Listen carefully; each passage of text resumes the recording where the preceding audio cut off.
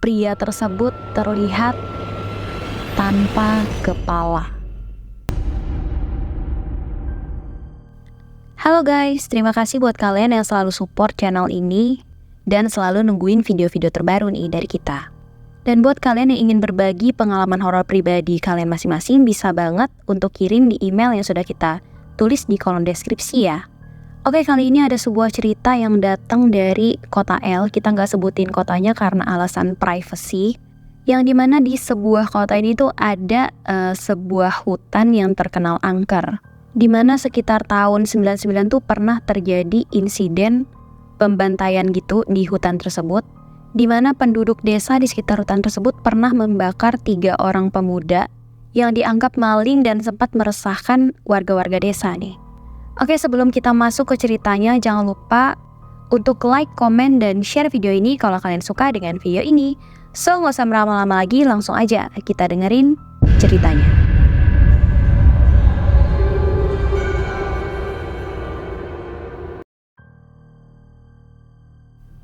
Jadi sekitar tahun 99 sampai 2002 pernah ada satu kejadian di kota L di mana ada 3 orang maling yang ditangkap dan akhirnya dihakimi sama warga setempat, dan 3 orang pemuda maling ini meninggal dengan cara dibakar sama warga setempat di dalam hutan di kota L tersebut. Cerita ini datang dari seorang cowok, sebut aja namanya Hadi. Jadi kejadiannya itu waktu itu siang-siang, si Hadi ini baru pulang dari kebun, terus istirahat bentar mampir di warung kopi di dekat jalan. Dan si Hadi ngopi tuh sambil ngerokok di sana sambil istirahat. Terus tiba-tiba aja Hadi ini dengar ada 3 orang pemuda yang teriak-teriak ketakutan sambil lari. Dan gak lama setelah 3 pemuda itu lewat, disusullah di belakangnya itu ada puluhan warga yang lagi ngejar mereka. Dan warga-warga ini tuh teriak, maling, maling gitu. Di situ pikirnya Hadi, oh ada maling lagi. Karena emang waktu itu tuh sering banget terjadi perampokan dan kemalingan di kampungnya dia. Terus ngelihat kejadian itu, si Hadi pun langsung ikut ngejar. Dan bahkan si Hadi sampai lupa tuh bayar kopi yang udah dia pesen, sampai diteriakin sama pemilik warungnya. Terus si Hadi cuma jawab, iya mbok, ntar aku balik lagi. Itu jawabnya Hadi sambil lari ngejar si 3 pemuda ini bersama warga. Nah, di situ 3 pemuda tersebut lari ke dalam hutan. Terus nggak berapa lama, akhirnya warga berhasil nangkep mereka, dan akhirnya tubuh mereka diseret tuh ke pinggir jalan di tepi hutan. Nah, jalan raya ini tuh posisinya memang ngebelah hutan ini dan berada di kawasan daerah L ini. Dan hutan ini tuh emang udah terkenal dengan cerita-cerita mistisnya. Jadi termasuk hutan angker lah. Di situ warga yang emang udah marah banget sama 3 pemuda ini. Akhirnya tuh nggak mampu ngendaliin diri mereka lagi. Sampai akhirnya 3 pemuda ini tuh bener-bener dihajar sampai babak belur, sampai berdarah-darah sama warga setempat. Lebih parahnya lagi, habis dihajar massa, 3 pemuda ini langsung disiramin bensin dan dibakar hidup-hidup sama warga di tepi hutan itu. Di situ sebenarnya Hadi pengen ngecegah aksi warga yang udah kepalang ngamuk ini kan, tapi dia nggak bisa karena ya dia bukan siapa-siapa gitu yang bisa gantiin warga sebanyak itu. Dan kejadiannya itu cepet banget. Pokoknya pas Hadi sampai, Hadi langsung ngeliat beberapa warga nyiramin bensin ke ketiga pemuda ini, dan gak lama kemudian kecium bau daging yang hangus kebakar. Di situ dari jauh Hadi sempat ngeliat tubuh mereka tuh meronta-ronta kepanasan kena api, sampai akhirnya tubuh mereka udah gak gerak lagi. Nah, beberapa bulan setelah kejadian itu, jalur jalan yang di dekat hutan ini tuh selalu sepi ketika maghrib tiba. Karena emang sebelumnya jalur ini tuh memang udah angker, bahkan sebelum ada kejadian itu. Udah banyak warga yang sering diganggu sama makhluk halus di sana. Oke, kita lanjut dengan backgroundnya si Hadi. Jadi Hadi ini sendiri merupakan anak dari seorang petani. Kesehariannya Hadi sendiri adalah pagi sampai sore itu berkebun, terus ngejual hasil kebunnya bersama para tetangga yang lain yang juga mayoritas adalah petani juga, ke pasar pada malam hari. Nah, karena pasar yang Hadi tuju biasanya itu buka dari jam 2 dini hari, dan perjalanan dari rumah Hadi ke pasar tersebut biasanya memakan waktu sampai 2 jam. Jadi biasanya Hadi ini berangkat sekitar jam 11 atau jam 12 malam untuk ngejual hasil kebunnya tersebut ke pasar. Nah, seperti biasa pada hari itu kan waktu udah nunjukin pukul 10 malam. Di situ Hadi udah siap-siap untuk ngebawa beberapa hasil kebunnya dan para tetangga untuk dijual ke pasar tuh. FYI, desa tempat Hadi tinggal ini merupakan desa kecil dan warga di desanya itu cuma sekitar 200-300 orang. Terus desanya Hadi itu dikelilingi sama hutan, persawahan, dan perkebunan warga. Dan waktu kejadian ini terjadi di kampungnya Hadi, saat itu kampungnya ini belum ada aliran listrik sama sekali. Jadi bisa dibayangin lah betapa sepinya desanya Hadi waktu itu. Setelah siap semua perlengkapannya si Hadi, akhirnya dia pun mulai ngidupin motor dan menuju ke pasar. Nah, untuk menuju ke pasar, ini Hadi harus ngelewatin jalan raya yang ngebelah hutan angker tersebut. Dan juga itu jalanan dari desanya Hadi ke arah jalan raya tersebut itu mesti ngelewatin jalan setapak dulu, dan di jalan setapaknya itu terdapat kuburan-kuburan tua. Jadi rute jalanan yang tiap hari harus Hadi lewatin untuk ngantar sayur ke pasar itu adalah desanya, masuk ke jalan setapak, baru sampai ke jalan raya yang ngebelah hutan tempat kejadian tadi. Nah, hari itu pas ngelewatin si jalan setapak ini yang banyak kuburan itu jalannya agak berbatu dan kondisi waktu itu hujan sorenya. Jadi malam itu memang agak becek gitulah jalanannya. Nah, keadaan jalan yang tersebut pun ngebuat ban motornya si Hadi ini sesekali agak slip. Tapi di situ Hadi terus jalan sampai tiba di ujung jalan. Di situ Hadi mulai ngerasa agak merinding. Karena kata Hadi malam itu tuh nggak tahu kenapa kayak nyeremin aja gitu. Beda dari malam-malam yang lain. Dan kondisi jalan di sekitar pemakaman itu agak menanjak ya.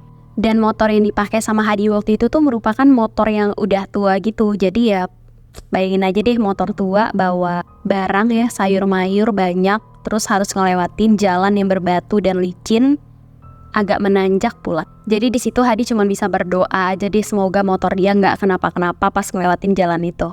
Tapi kayaknya waktu itu Hadi memang lagi nggak beruntung karena pas di jalan yang menanjak itu motor Hadi ini tiba-tiba mati mendadak. Di situ Hadi udah ketakutan parah, pengen kesel, pengen marah sama motornya tapi nggak mungkin. Akhirnya di situ Hadi berusaha untuk ngedorong motornya ngelewatin tanjakan jalan setapak tersebut untuk sampai ke jalan yang lebih datar. Nah, pas si Hadi lagi ngedorong motornya, itu nggak sengaja pandangannya Hadi tiba-tiba terpaku pada sebuah pohon besar yang berada di tengah pemakaman. Di situ Hadi ngeliat seorang wanita berdiri mengenakan gaun warna putih, putihnya agak kotor gitu, dengan rambut terurai. Jadi bayangin aja nih si Hadi lagi jalan malam-malam ngelewatin hutan, ngelewatin kuburan pula itu. Motornya mati, pas lagi ngedorong motor tiba-tiba ya kayak matanya pengen aja ngeliat ke arah pohon besar yang di tengah kuburan. Terus di situ dia ngeliat penampakan perempuan pakai baju putih lusuh dengan rambut panjang. Di situ Hadi bener-bener astagfirullah. Dia panik bukan main, terus ngedorong motornya sekuat tenaga. Dan entah kenapa saat itu tuh katanya Hadi tenaganya kayak berlipat ganda gitu. The power of panic attack ya. Jadi di situ dia terus ngedorong motornya tanpa memperdulikan jalanan yang agak rusak dan sesekali ngebuat kakinya Hadi ini tersandung oleh bebatuan. Setibanya di jalan raya, Hadi ini pun langsung menghentikan larinya. Di situ sambil ngatur nafas dia nyoba untuk hidupin lagi sepeda motornya. Dan alhamdulillahnya motornya udah bisa nyala dan siap ngelanjutin perjalanan ke pasar. Di situ Hadi langsung tancap gas dan berharap supaya cepat sampai ke tujuan. Nah, setelah beberapa lama, tibalah Hadi ini di jalan yang ngebelah hutan angker ini. Jadi kan habis ngelewatin jalan setapak, dia sampai di jalan yang ngebelah hutan di mana terjadi kejadian 3 pemuda yang dibakar tadi itu. Nah, di hutan itu tuh ada aturannya. Jadi setiap warga yang lewat, konon katanya harus nyebut di dalam hati, numpang lewat, ya kayak permisi lah sama penunggu di sekitar hutan itu. Nah, akhirnya di situ si Hadi nyebut nih dalam hatinya, minta izin. Dia bilang, numpang ya, numpang lewat. Sambil berharap perjalanannya lancar nih sampai ke tujuan. Tapi ternyata kenyataan tidak seindah ekspektasinya Hadi pada waktu itu. Yang dimana-mana lagi-lagi motornya mendadak mati di tengah jalur perlintasan di hutan itu. Di tengah kegelapan nih, di tengah-tengah hutan, tiba-tiba aja motor Hadi kembali mati. Dan bisa kalian bayangin deh gimana rasanya Hadi waktu itu. Ya Allah, mimpi apa sih aku semalam? Sambil di situ Hadi berusaha untuk nyalain kembali motornya sekuat tenaga deh supaya motornya bisa nyala lagi. Karena keadaannya kan serem banget weh. Sampai udah keringet parah, tapi ternyata motornya belum bisa nyala juga. Dan tiba-tiba aja pas si Hadi lagi berusaha nyalain motornya yang masih mati ini, tiba-tiba di situ Hadi nyium aroma daging yang hangus kebakar dari arah belakangnya dia. Terus gak lama, gak cuman cium aroma doang nih. Tiba-tiba aja pundaknya Hadi ditepuk oleh seseorang dari belakang. Dan pas Hadi noleh ke belakang, di situ dia bener-bener kaget banget karena Hadi ngeliat ada sosok wajah yang sudah tidak berwujud lagi, di mana wajah itu seperti habis terkena luka bakar yang sangat parah dan sebagian kulit lainnya terlihat hitam dan gosong. Wah, di situ Hadi udah nggak tahu lagi, dia bener-bener panik bukan main. Tanpa babi bu lagi, Hadi langsung lari ninggalin sepeda motornya di tengah jalan. Setelah beberapa lama berlari, dari kejauhan Hadi ini ngeliat ada 5 orang pemuda yang tengah bersiap untuk ke pasar juga ngebawa hasil kebun mereka. Nah, 5 pemuda ini tuh ngebawa lentera gitu. Dimana pada zaman itu tuh lentera yang biasa dipakai sama orang di desanya Hadi ini tuh adalah sebuah lentera yang terbuat dari kaleng susu bekas. Nah, barangkali di antara kalian ada yang tahu lentera kayak gini, boleh komen di bawah. Soalnya aku sendiri belum pernah lihat ya lentera kayak gini. Karena pada zaman itu tahun 99 itu aku masih kecil banget kayaknya ya. Soalnya tahun 98 akhir aku baru lahir. Tahun 99 ya paling baru bisa belajar jalan, jadi belum tahu lentera dari kaleng susu bekas itu seperti apa. Loh Hadi, kenapa lu?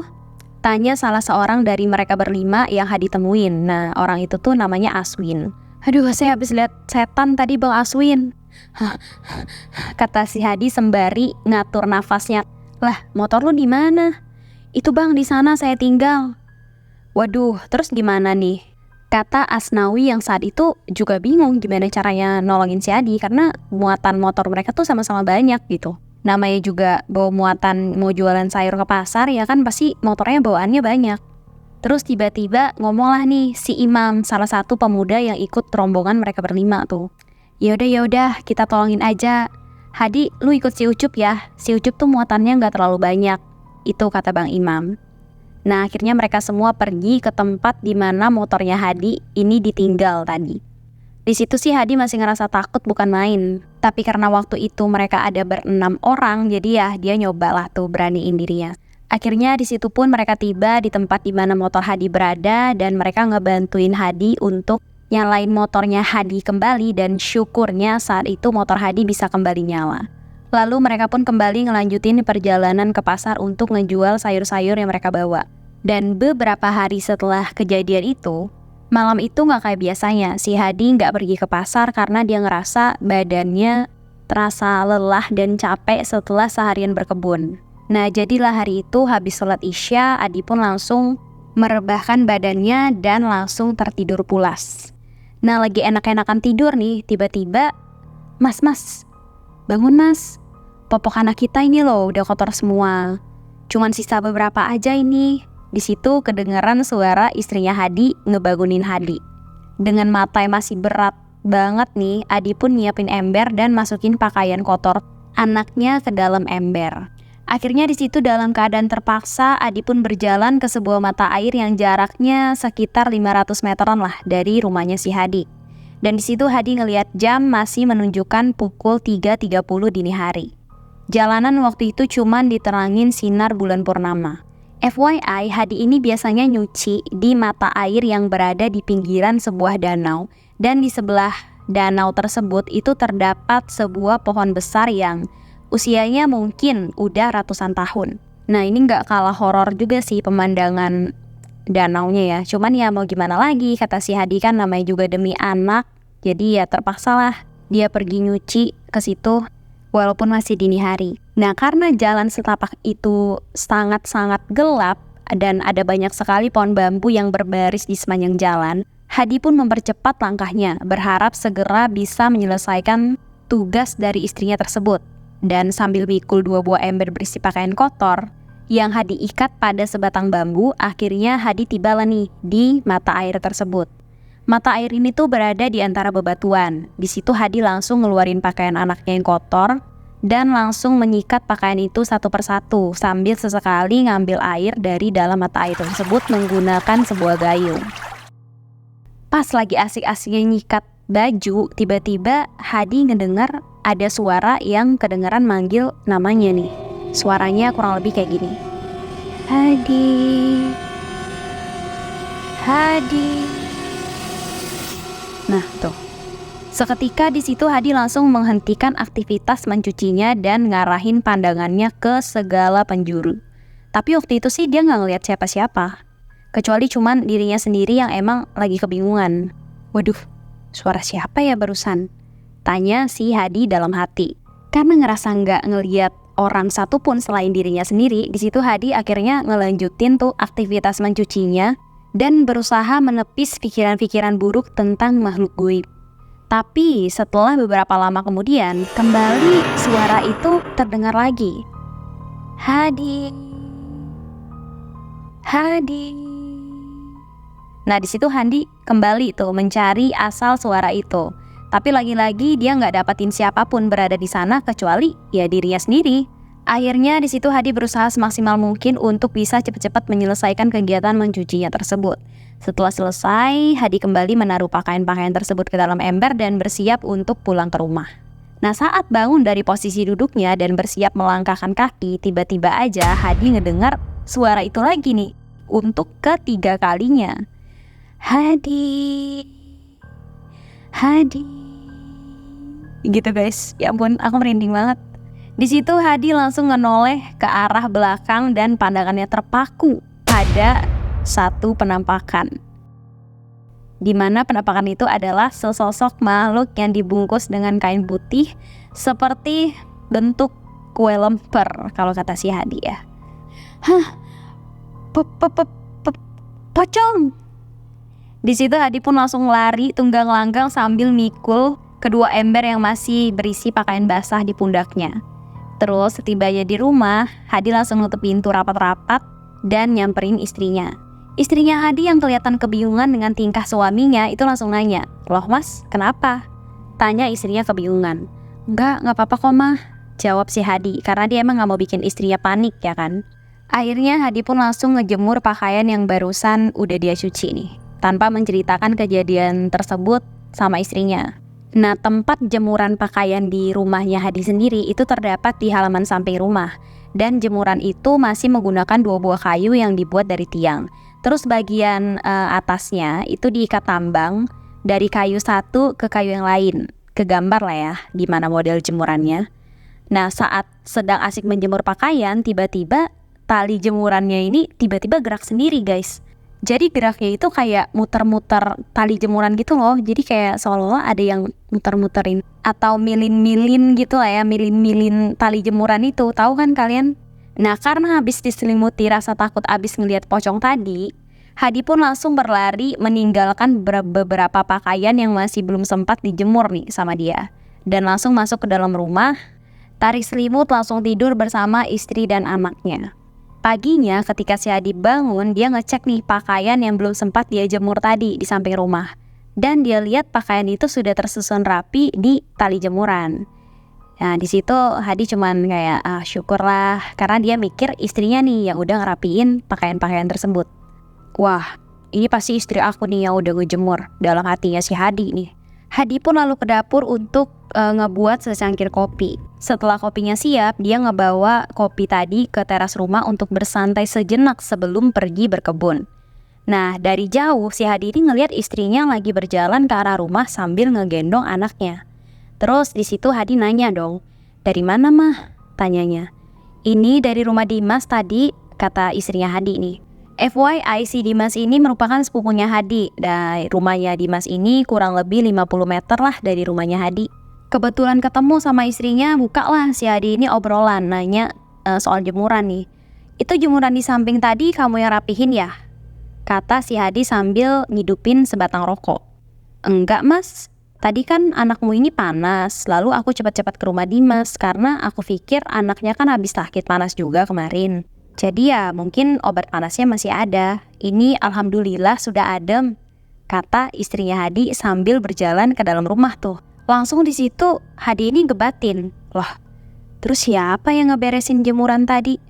Ah, paling bapak atau ibu, pikirnya Hadi dalam hati. Setelah selesai ngopi, Hadi pun langsung mandi dan bersiap untuk pergi ke kebun. Sebelum berangkat, Hadi sempat ngecek nih kondisi anaknya yang tadi masih dalam kondisi panas badannya, ternyata udah mendingan tuh. Dan akhirnya Hadi pun pamit sama istrinya untuk pergi ke kebun. Situ mulailah Hadi nyiapin beberapa peralatan yang dia bawa untuk ke kebun dan gak lupa Hadi membawa bekal makanan. Pagi itu cuacanya sangat cerah, ngebuat si Hadi semangat nih pergi ke kebunnya. Pikir Hadi dalam hati, wah malam ini pasti laku banyak nih. Singkat cerita, hari pun sudah menjelang sore. Setelah Hadi merapikan peralatan tempurnya, dia pergi menuju rumah. Hasil kebunnya hari itu pun udah dia siapin agar bisa langsung dibawa ke pasar nanti malam. Dan sesampainya di rumah, terlihat beberapa tetangga yang menitipkan hasil kebun mereka untuk Hadi bantu jual juga ke pasar nanti. Mah, aku mau ambil air dulu ya untuk mandi, kata Hadi kepada istrinya. Iya mas, sekalian seember lagi ya untuk aku, jawab istrinya Hadi. Di situ lalu Hadi pergi ngambil 2 buah ember yang agak besar dari kamar mandi dan bergegas pergi ke mata air untuk mengambil air dari sana. Pikir Hadi ya mumpung masih belum gelap nih, karena kan posisinya Hadi masih trauma tuh sama kejadian tadi malam yang dia ngelihat pocong tuh. Tiba-tiba di tengah perjalanan Hadi ngelihat seorang pria berjalan tepat di depannya dan setelah dilihat-lihat kok kayak kenal gitu. Yang rupanya ternyata pria itu adalah Miswan, sahabatnya Hadi. Di situ Miswan juga terlihat membawa 2 buah ember yang dia pikul menggunakan potongan bambu. Hah, syukurlah ada yang barengan, pikir Hadi dalam hati.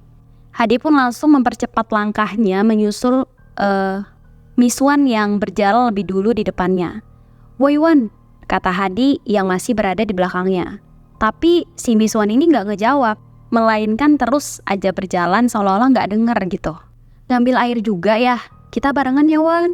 Soalnya kalau sendiri aku masih takut Wan. Tahu gak semalam tuh aku ngeliat pocong Wan di sana. Iya amit deh, kata Hadi yang masih terus mengajak Miswan ini bicara. Tapi Miswan ini diam terus dan terus berjalan tanpa notice si Hadi yang lagi ngomong gitu. Waktu itu sih Hadi cuman mikirnya, mungkin ini anak lagi sakit kali ya. Lagian gak penting juga lah apa yang aku ceritain ke dia barusan. Sesampainya di mata air, Hadi pun langsung mempersilahkan Miswan terlebih dahulu untuk mengambil air. Sementara itu, Hadi duduk di samping mata air sambil mandangin jalur yang tadi mereka lewatin. Deretan pohon bambu yang ada di sekitaran jalur tersebut cukup bikin Hadi merinding saat itu. Yang memang masih banyak sekali cerita dari warga yang nemuin sosok-sosok makhluk halus di hutan tersebut. Tiba-tiba pas Hadi lagi asik mandang-mandang pohon bambu tuh, kelihatan dari jauh Hadi ngeliat 2 orang pemuda yang berjalan ke arahnya sambil memikul ember di pundaknya. 2 orang itu tengah asik berbincang-bincang ketika sudah berjarak sekitar beberapa meter dari tempatnya Hadi. Betapa terkejutnya Hadi yang ternyata 2 orang tadi adalah Miswan dan Budi. Ya, Miswan dan Budi, 2 orang temennya Hadi yang baru datang. Terus siapa yang sedari tadi bersama si Hadi ini? Hadi pun langsung celingak-celinguk mencari Miswan yang dari tadi bersamanya. Tapi di sana gak ada siapa-siapa. Akhirnya Hadi pun kembali menoleh ke 2 orang temennya yang baru datang itu, si Miswan dan Budi. Hadi, kenapa kamu kayak orang bingung gitu? Tanya si Miswan nih. Wan, tadi lu di sini kan sama gue? Kata si Hadi kebingungan. Lah apaan? Orang baru nyampe ini, jangan ngomong sembarangan lah. Wah, mau nakut-nakutin kamu ya Di, jawab si Budi. Ya udah deh, aku duluan ambil airnya ya. Waktu itu di situ Hadi benar-benar masih bingung banget. Tadinya dia benar-benar jalan dan ngajak ngobrol Miswan soalnya. Kalau memang Miswan yang asli yang ini, terus yang tadi tuh siapa? Ya pokoknya Hadi benar-benar bingung banget waktu itu. Nah, beberapa lama kemudian setelah mereka selesai ngambil air dari mata air, itu akhirnya mereka semua berjalan pulang dan berpencar ke rumah masing-masing. Sementara si Hadi ini masih belum cerita nih sama istrinya tentang semua kejadian yang udah dialami, karena dia takut istrinya bakalan takut nih kalau nanti dia tinggal nganter sayur ke pasar yang biasa malam-malam itu loh. Setelah selesai mandi, Hadi pun ikut makan dan istirahat sebentar sambil tunggu waktu Isya datang. Nah, selesai sholat Isya, Hadi lalu merebahkan badannya. Dia istirahat bentar sebelum ke pasar nanti malam. Lagi enak-enakan tidur, tiba-tiba istrinya Hadi bangunin dia. Mas, bangun mas, sudah jam 10 nih, kata istrinya Hadi. Oh iya mah, kata Hadi. Akhirnya disitu pun Adi langsung ke kamar mandi untuk mencuci muka, terus ngambil setengah baskom air untuk ngelap motor sebelum berangkat ke pasar. Terus dia mulai naikin hasil kebun yang baru dia petik tadi sore ke atas jok motornya lalu diikat. Setelah itu Hadi pun berpamitan kepada istrinya untuk berangkat. Akhirnya Hadi pun berangkat nih guys, menaiki sepeda motornya. Bismillahirrahmanirrahim, kata si Hadi nih. Semoga gak ada kejadian-kejadian aneh lagi ya Allah, dalam hatinya si Hadi nih, karena dia memang masih trauma sama kejadian-kejadian sebelumnya ya guys. Akhirnya di situ motor Hadi pun terus melaju di atas jalan setapak dan berbatu itu ya. Terus ketika melewati jalan menanjak yang berada di depan pemakaman itu, tempat motornya si Hadi mogok di hari sebelumnya, itu di situ Hadi langsung aja tuh narik gas motornya kencang-kencang, berharap kejadian kemarin gak keulang lagi.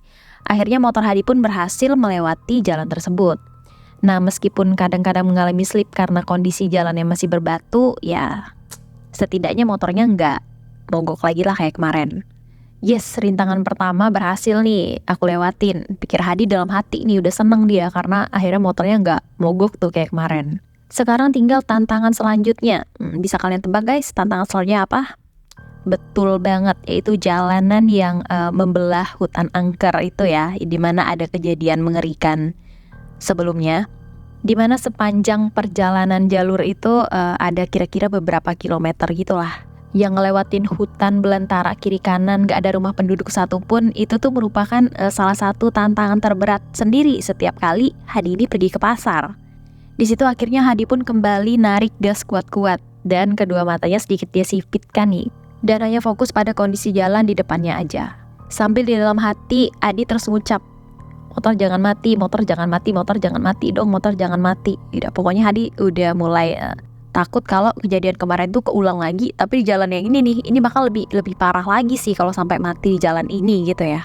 Dan memang iya sih, motornya nggak mati pada saat itu, tapi ada satu kejadian yang benar-benar bikin Hadi ini apa ya, kena mental lah waktu itu. Kalian mau tahu apa kejadiannya? Jadi ketika si Hadi ini udah fokus-fokus nyipit-nyipitin mata sambil fokus ngeliatin jalan ke depan ya guys, sambil berdoa dalam hati supaya motornya nggak mogok di tengah jalan, tiba-tiba aja samar-samar si Hadi melihat seperti ada seorang pria berdiri di pinggir jalan. Tapi nih guys, pria tersebut terlihat tanpa kepala. Jadi cuman badannya aja tuh yang berdiri di pinggir jalan, kepalanya nggak ada. Dan parahnya waktu itu si Hadi ini pakai acara lihat ke samping segala gitu. Padahal tadinya dia udah fokus tuh lihat ke depan tuh. Udah nyipit-nyipitin mata setengah mati di jalan. Tapi entah kenapa pada saat kejadian itu refleks aja matanya ngelirik ke samping terus ngelihat sosok itu. Ah sialan, gue udah sipit-sipitin mata, pikir Hadi dalam hati nih. Akhirnya di situ Hadi udah nggak mau tahu lagi, dia terus tancap gas dengan kecepatan maksimal dan nggak peduli dengan apa yang barusan dia lihat. Sampai akhirnya Hadi pun ketemu dengan sebuah desa kecil tempat si Hadi kemarin bertemu dengan 5 orang temennya yang ngebantu waktu motornya si Hadi mogok kemarin malam itu loh. Oke guys, sampai di sini dulu cerita hutan angker part 1-nya. Untuk part 2-nya akan kita upload di video selanjutnya ya. Dan buat kalian yang pengen kirim pengalaman horor kalian masing-masing, bisa banget kirim di email yang sudah kita tulis di kolom deskripsi ya. Jangan lupa follow akun Instagram kita di scary.room dan follow akun TikTok kita juga di @scaryroom1. Dan jangan lupa untuk selalu support kita dengan cara subscribe dan aktifin lonceng supaya kalian dapat notif tiap kita update video baru. And I'll see you guys on the next video. Bye-bye!